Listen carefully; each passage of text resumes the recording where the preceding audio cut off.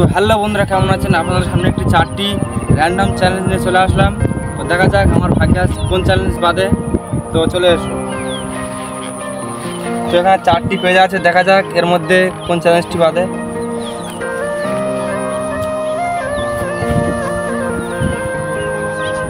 তো আমি এটাই বেছে নিলাম, দেখা যাক 3 নম্বর চ্যালেঞ্জ এতে কী আছে।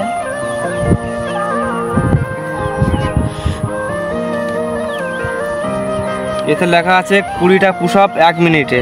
তো দেখা যাক আমি পারি কিনা।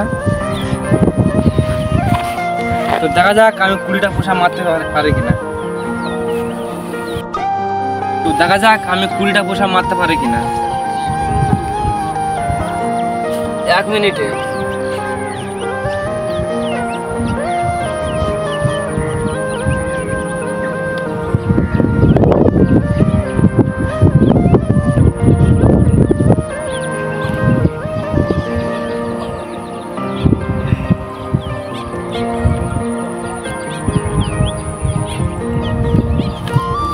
তো ফাইনালি আমি 20টা পুশ আপ মেরে দিলাম।